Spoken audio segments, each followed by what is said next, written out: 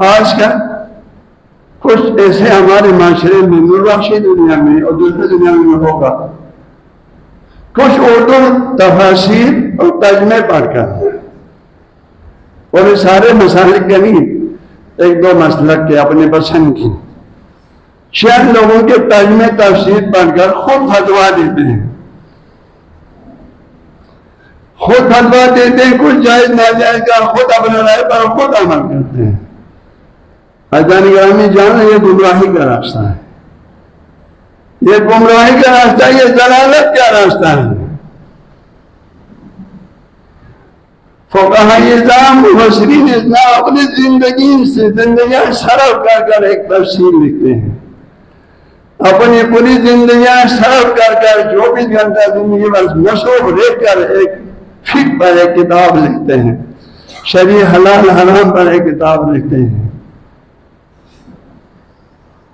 آپ اتنا متکبر ہے کہ ان کی باتیں آپ کے لیے کوئی حیثیت نہیں رکھتے ہیں۔ اپنے 2 دن کے آپ نے جب کہ کسی مکتب میں کسی مدرسے میں آپ نے 2 سال کر کے نہیں پڑھا، سارا بھی نہیں پڑھا، اور چند ترجمے پڑھ کر آپ فتوا دینے لگ جاتے ہیں، کتنی تکلیف کی بات ہے۔ اور آپ نے صاف بتا دیں میرے ذمہ داری تھی، یہ طریقہ جو اس وقت استعمال کیا کچھ بچوں نے، اسکول کالج کے لڑکوں نے، وہاں سے فارغ شدہ لڑکوں نے، یہ ضلالت کا راستہ ہے۔ موٹے ملکت جو اصل میں قرآن کہ اللہ نے قرآن کو آسان بنا دیا، قرآن کا اصل تمہارے آسان بنایا۔ اگر تم 2 دن مطالعہ ترجمہ کر کے تمہیں آسان ہوگا تو پھر وہ فقہاء اور مجتہدین جنہوں نے زندگی میں صرف کر دیا اس قرآن کو سمجھنے کے لیے، جتنے علوم مقدمات علوم ہیں وہ سب پڑھنے کے بعد قرآن کو تدبر شروع کیا، ان کے لیے آسان نہیں ہے، سیوا کے لیے آسان ہے۔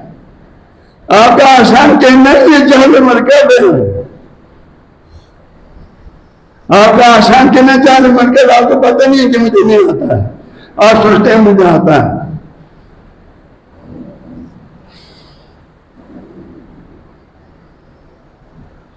لہذا حضرت غلامی عالم آخرت بہت اہم چیز ہے، مرنا ہے، سب نے مرنا ہے، 100% مرنا ہے، کوئی شک کی گنجائش نہیں ہے۔ سب سے برحق بات یہ کہ ہم نے یہاں سے جانا ہے، اکیلا جانا ہے، قبر میں اکیلا سونا ہے، اکیلا بیٹھنا ہے۔ اس کے لیے آپ کی نجات کے لیے 2 چیزیں، ایک ایمانیات درست ہو، اللہ رسول نے 3 چیزوں کو ماننے کا حکم دیا، اس کے سامنے سر تسلیم ہم ہو۔ دوسرا آپ کے اعمال صالح ہو، نیک ہو، اللہ رسول کی تعلیمات کے مطابق ہو، ان کے فرامین کے مطابق ہو تو آپ کو نجات ہوگا، ورنہ نجات نہیں ہوگا۔